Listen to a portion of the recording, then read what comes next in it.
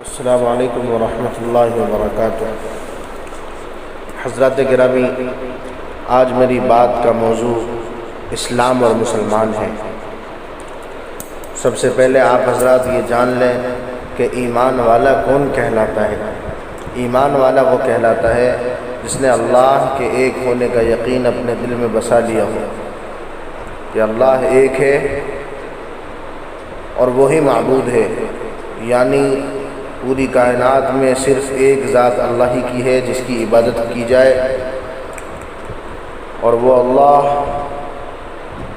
اکیلا ہے، اس کا کوئی ساتھی نہیں ہے، اس کا کوئی شریک نہیں ہے، اس کا کوئی پارٹنر نہیں ہے، وہ اکیلا ہے، وہی ہے جس کی عبادت کرنی چاہیے۔ اور دوسرا یہ کہ حضرت محمد مصطفیٰ صلی اللہ علیہ وسلم اللہ کے بندے اور اس کے رسول ہیں۔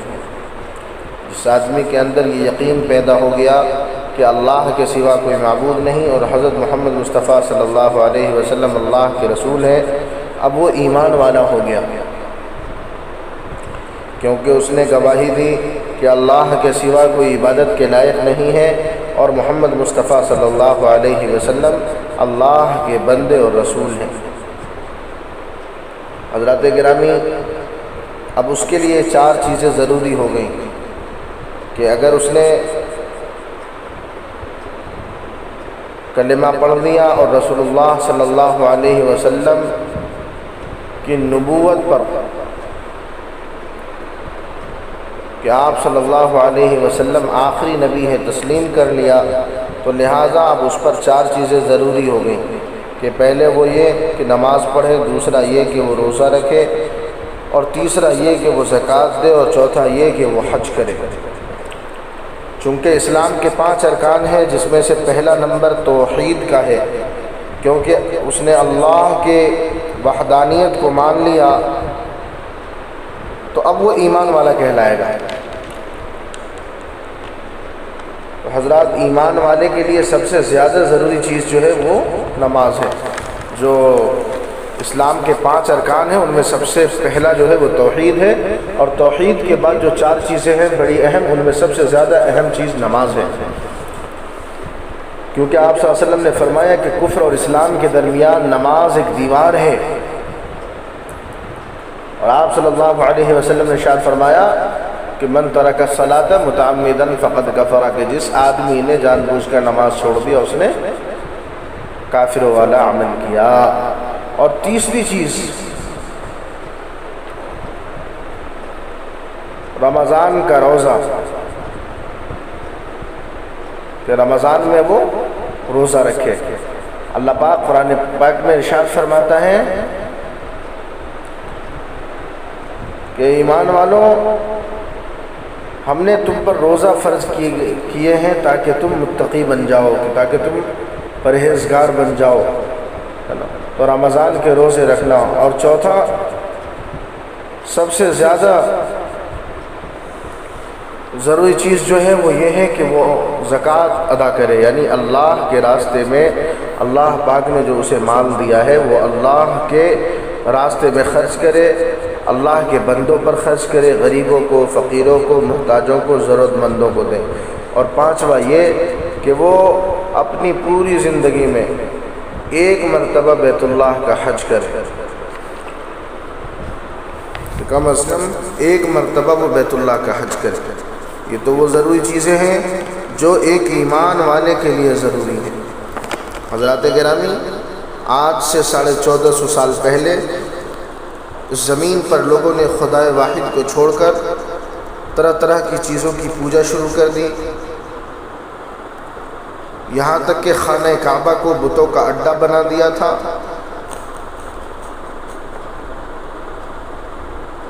اور وہ بالکل اللہ کی عبادت کو چھوڑ کر غیر اللہ کی عبادت میں لگ گئے تھے۔ کسی نے پتھر کو پوجنا شروع کر دیا، کسی نے سورج کو پوجنا شروع کر دیا، غرض کہ انہوں نے اللہ کی عبادت چھوڑ کر طرح طرح کی چیزوں کی عبادت کرنا شروع کر دی۔ لہذا وہ جہالت کے اندھیرے میں اس طرح سے پڑ گئے تھے کہ انہیں حق اور ان کو سچ نظر نہیں آ رہا تھا، وہ ہر طرح کی برائی کرنے لگ گئے تھے،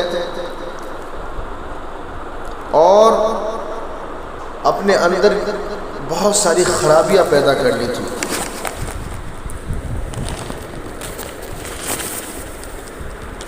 ان کے اندر بہت ساری برائیاں تھیں۔ وہ لوگ ایک دوسرے سے چھوٹی سی بات پر جھگڑتے اور اس جھگڑے کو خاندان در خاندان چلاتے، چھوٹی سی لڑائی کو بہت بڑی لڑائی بنا دیتے۔ اس طرح کے حالات پیدا ہو گئے تھے، ان میں انسانیت باقی نہیں رہ گئی تھی۔ انہوں نے غریبوں کو، مزدوروں کو دبانا شروع کر دیا تھا، ان پر ظلم کرنا شروع کر دیا تھا۔ ان کے دلوں میں ہر طرح کی برائیاں پیدا ہو گئی تھی، یہاں تک کہ ان کے اندر اس طرح کی خطرناک صورت پیدا ہو گئی تھی کہ لوگ اپنے گھر میں جب بیٹی پیدا ہوتی تھی تو اس کو زندہ دفنا دیا کرتے تھے۔ راستے میں اگر کوئی حاملہ عورت جا رہی ہوتی تو دو لوگ آپس میں شرط لگاتے، ایک کہتا کہ اس کے پیٹ میں لڑکا ہے اور دوسرا کہتا کہ نہیں لڑکی ہے، تو وہ دونوں عورت کے پیٹ کو چیر کر دیکھ لیتے، غرض ہے کہ ان کے اندر انسانیت ہی باقی نہ رہ گئی تھی، اور اس بات پر ان کو افسوس بھی نہیں ہوتا۔ وہ انسان کی شکل میں جانور کا رخ اختیار کر چکے تھے۔ ایسے نازک وقت میں، ایسے پرفتن دور میں رحمت خداوندی کو جوش آیا، اور عرب کی سرزمین پر مکہ معظمہ میں عبداللہ کے گھر اللہ کے پیارے اور آخری نبی جناب محمد رسول اللہ صلی اللہ علیہ وسلم کی تشریف آوری ہوئی۔ صبح کا سہانا وقت اور آپ صلی اللہ علیہ وسلم کی آمد سے پورا مکہ خوشبوؤں سے مہک اٹھا۔ بیت اللہ کے اندر جو انہوں نے بت رکھ رکھے تھے، اوندھے منہ گر گئے۔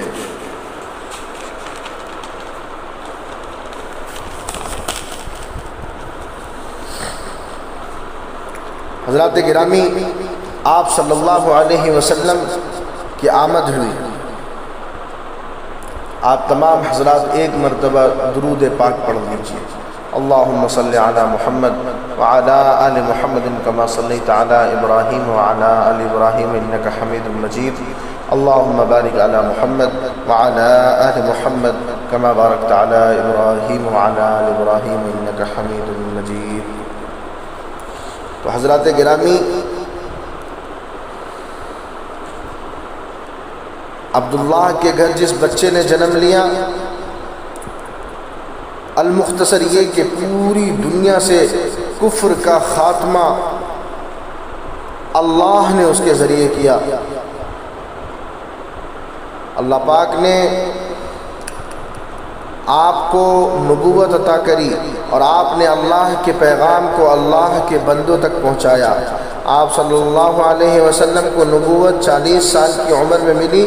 اس کے بعد آپ صلی اللہ علیہ وسلم 13 سال مکہ معظمہ اور 10 سال مدینہ منورہ میں رہے، اور آپ نے اللہ کے بندوں کو اللہ کی طرف بلایا، لوگوں کو بتایا کہ اس کا پیدا کرنے والا اللہ ہے۔ مکہ والوں کو جب آپ نے دین کی دعوت دی تو ان لوگوں نے آپ کو ستانا شروع کر دیا، آپ کو مارتے پیٹتے، یہاں تک کہ آپ سے ہر طرح کے تعلقات بند کر لیے، غرض ہے کہ آپ پر مصیبت اور تکالیف، غرض یہ کہ ہر طرح سے آپ کو مصیبت کا سامنا کرنا پڑتا، مصیبت اور تکلیف دیتے۔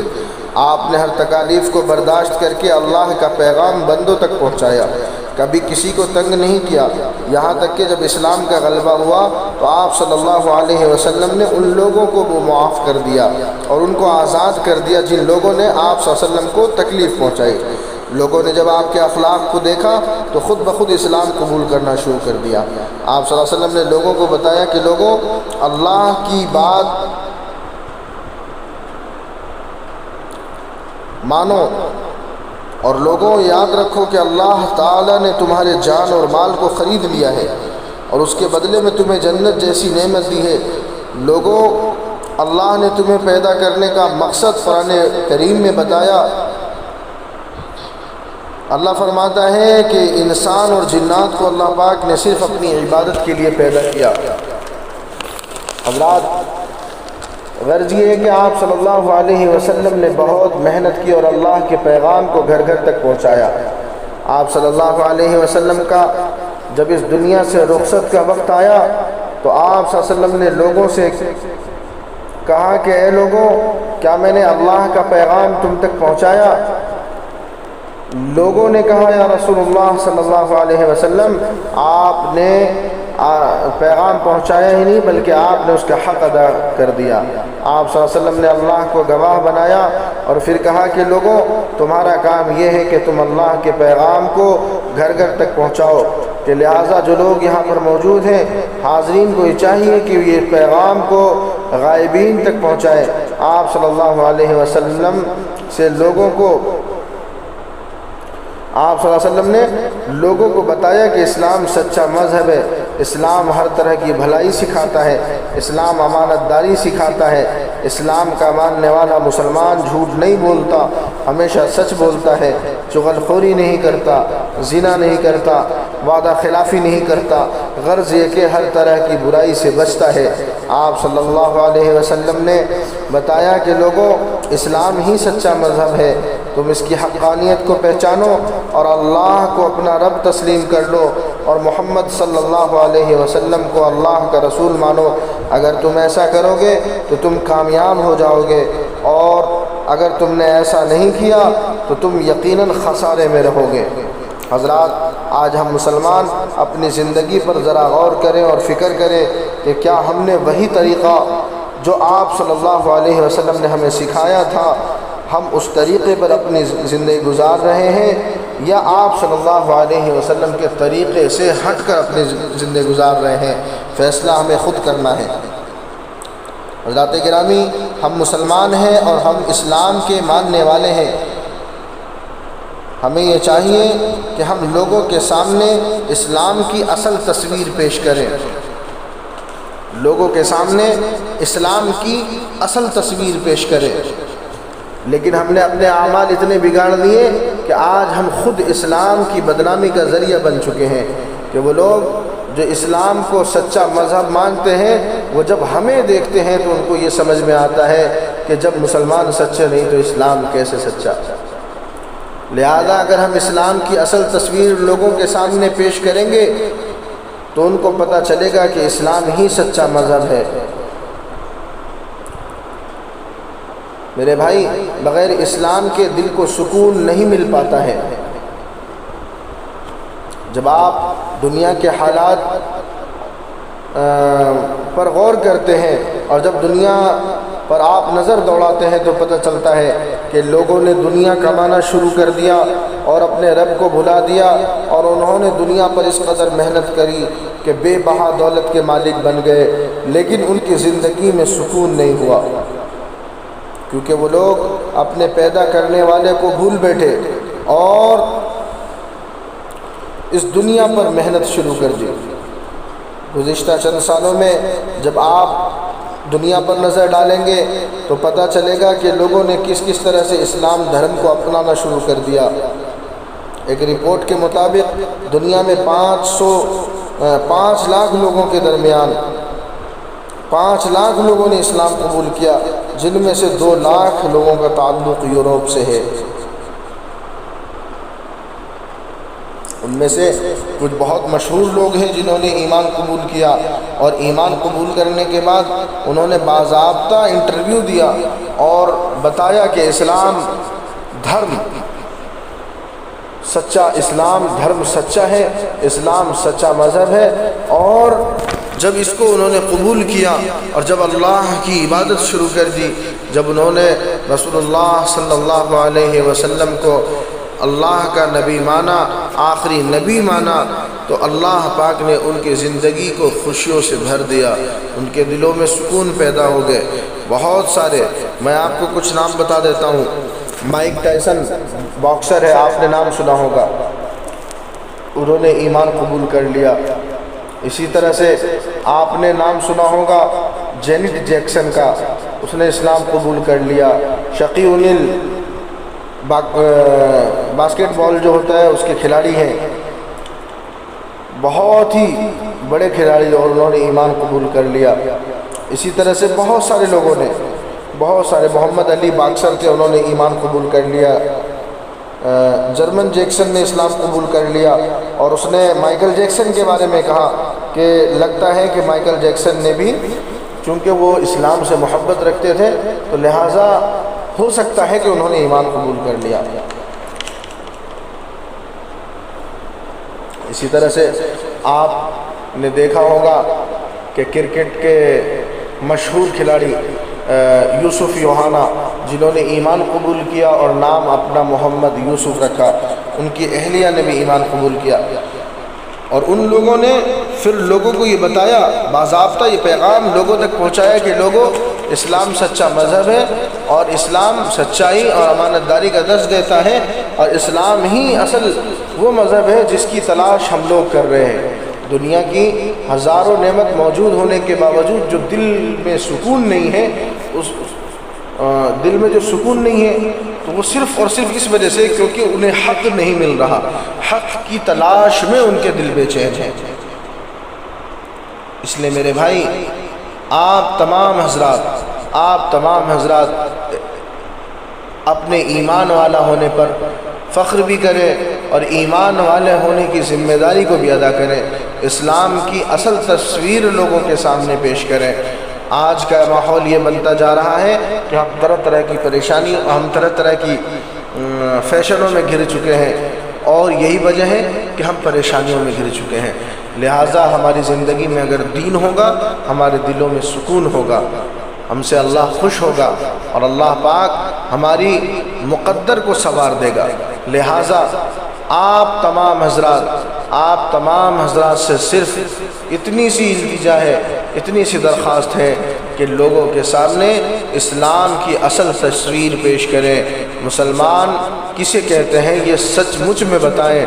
آپ کا لباس اسلامی ہو، آپ کا وضاحتہ اسلامی ہو، آپ کا چلنے کا انداز رسول اللہ صلی اللہ علیہ وسلم کے چلنے کا انداز ہو، آپ کے بیٹھنے کا انداز بھی آپ صلی اللہ علیہ وسلم کے بیٹھنے کے انداز کے مطابق ہو، آپ کی زندگی گویا کہ قرآن کریم ہو، قرآن کریم کے مطابق ہو، آپ کی زندگی اللہ کے حکم کی پابندی کے ساتھ اللہ کی حکم کو بجا لانا ہو، اللہ کی بندگی ہو۔ اللہ پاک سے دعا ہے کہ اللہ پاک ہم سب کو دین کی سمجھ بوجھ نصیب فرمائے، کہنے سننے میں جو غلطی ہوئی اسے بھی معاف فرمائے۔ اللہ پاک ہم سب کو اسلام کی اصل تصویر پیش کرنے والا بنائے، پوری امت کو اسلام جیسی عظیم الشان نعمت اللہ پاک اپنے کرم سے، اپنے رحم سے اللہ پاک سب کو ایمان کی دولت دے دے۔ آمین ثم آمین۔ وآخر دعوانا الحمد للہ رب العالمین۔